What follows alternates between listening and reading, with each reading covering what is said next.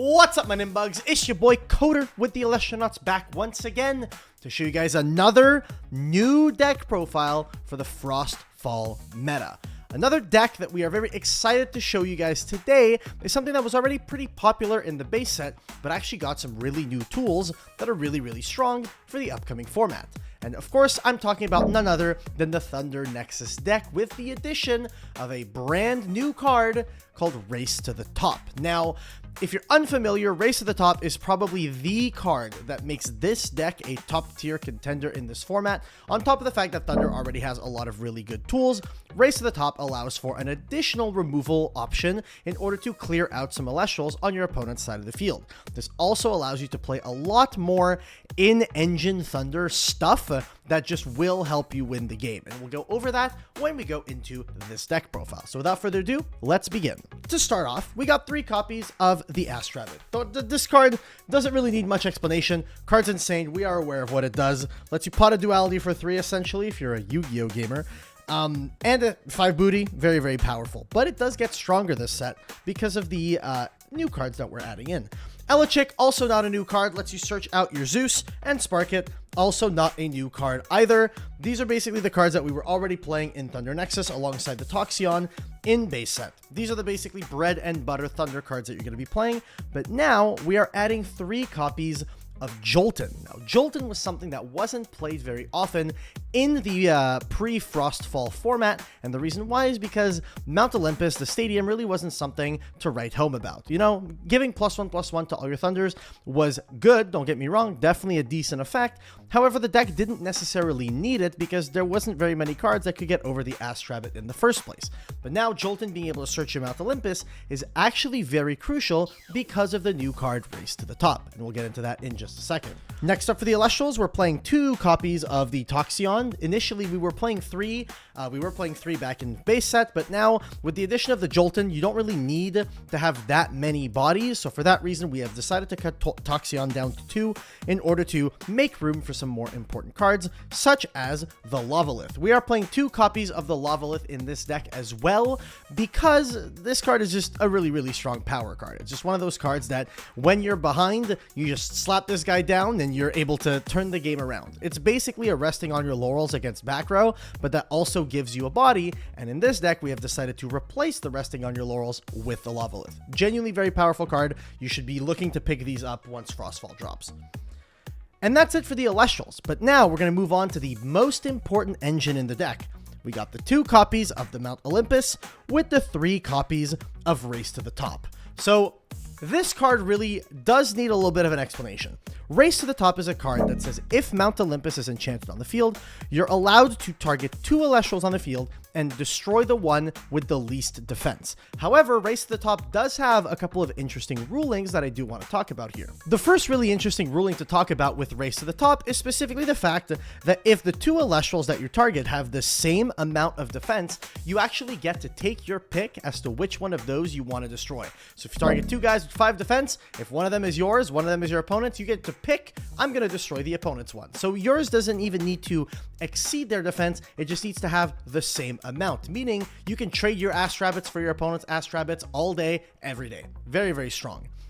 Another really unique interaction that we're going to be having with the Mount Olympus and the Race to the Top is the fact that Race to the Top requires Mount Olympus to be enchanted on the field in order to be allowed to be cast. So for that reason, you're not allowed to activate your Race to the Top using the spirit from underneath your Mount Olympus in order to play it, which has come up sometime in testing.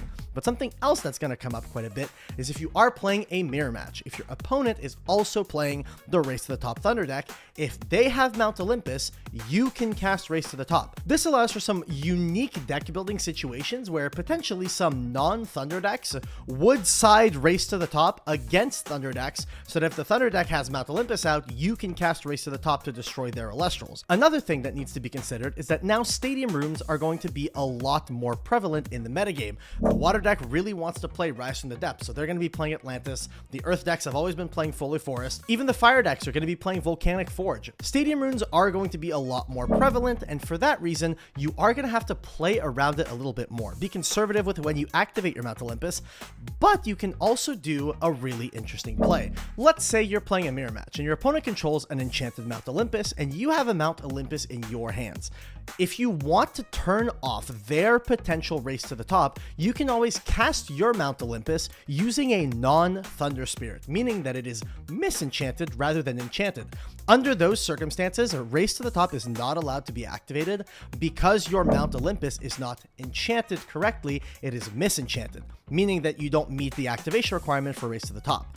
Now, the interesting thing that you can do here is, should you do that in order to remove your opponent's Stadium Rune, because as we know, we can't have two Stadium Runes on the field at one point. If a Stadium is activated, the currently on-field Stadium gets sent to the Underworld. You would be able to essentially cast it to remove their Stadium Rune, but you misenchant yours, and then if you do draw your race to the top later on in the game, you can always Nexus a spirit using the Spark It or using Altar of Stars onto your Mount Olympus to properly enchant it, then cast your race to the top, destroy an Elestial on the field, and then if you once again want to turn off their race to the top, you can cast something like an Ambrosia using the Thunder Spirit that you put under your Mount Olympus to then once again make it misenchanted, resulting in your opponent still not being able to use race to the top. This card by itself is going to be causing a lot of unique situations in this game, and I'm very, very excited to play with it. This card is phenomenal, it is fantastic, and it makes this deck a top tier contender. Moving on, we have the 3 copies of the Zeus. This is very standard. We've been playing Zeus for a hot minute in this deck. It's your best Nexus bank, and the effect allows you to run over a lot of Elestial, so the card is just fantastic. Really nothing to say about Zeus. Card's great. In terms of the generic runes, we are playing 2 copies of the Ambrosia in terms of invokes, and that's about it. We've chosen not to play 3, specifically because the Thunder deck doesn't really like bleed spirits much, so for that reason, you can just be conservative with your spirits, and you'll be completely fine. Drawing this late game, though, very, very useful. And then the other thing that makes the Thunder deck very powerful is its ability to play a whole slew of counter runes. We are playing 3 Tsunami. We are playing 3 Altar of Stars. We are playing 3 Shield of Achilles. We are playing 3 Gorgon's Gaze, and we are playing 2 copies of the Poison-Tipped Arrow. Now, the only one that we've chosen not to play 3 of is the Poison-Tipped Arrow, specifically because it is, in a vacuum, the weakest one. It is the one that punishes your opponent the least, specifically because sometimes they can run out of guy, you can Poison-Tipped Arrow them, and then they can still use their guy to do stuff, as opposed to any of these other counter runes that you get to use in a more reactive way will allow you to, you know, kind of outplay your opponent and get an advantage on them. So for that reason, we've decided to cut the Poison-Tipped Arrow to 2. If you want to make room for this, you could, I guess, cut an Ambrosia. I probably wouldn't suggest doing that. You can maybe cut on the Toxion department, but even there, I feel like the list is pretty solid, and having 2 Poison-Tipped Arrow feels fine, especially when you have the 3 Altar of Stars, making your entire rune count, well, your counter rune count, come up to 14. That is a lot of counter runes to be playing. You're going to see a lot of them. So that's it for the main deck. Very, very standard, to be honest, but the race to the top really does add a lot to this deck. And off to the Spirit deck. The Spirit deck does change a decent amount considering how much Thunder Engine we are playing. So for that reason, we're going to be mirroring that in the deck building options of the Spirit deck. We're playing not 3, not 6, not 9, not 12, but actually we are playing 15 Thunder Spirits. That's a lot. 15 is pretty thick. I don't remember any deck that I've ever seen play this many of a single type of spirit. And then on top of that, we are playing 3 of the Leviathan and 2 of the Vipyro, 3 water spirits, and 2 fire spirits. The reason for this is for your Lavalith, this is for your Tsunamis, and on the off chance that you need to water enchant something, it can come up.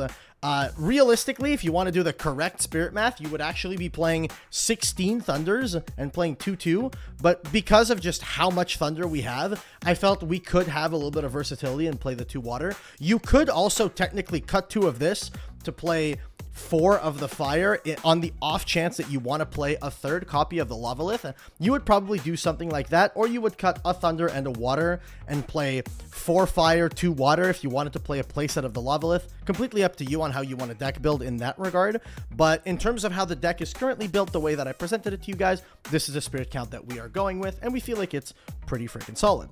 So with that being said, guys, Thunder Nexus, Race to the Top Thunder, looking to be a really, really powerful deck this upcoming format. We've tested it quite a bit, and it has overperformed. Unironically, this deck is very, very strong. Thunder just has so many powerful tools that I'm not gonna lie, it's very, very, very unsurprising that the deck is as powerful as it is. So with that being said, guys, thank you so much for watching, and I hope you guys enjoyed this deck profile. Let us know what decks you would like us to test next. And with that being said, thank you so much, and I'll see you guys in the next video. Peace!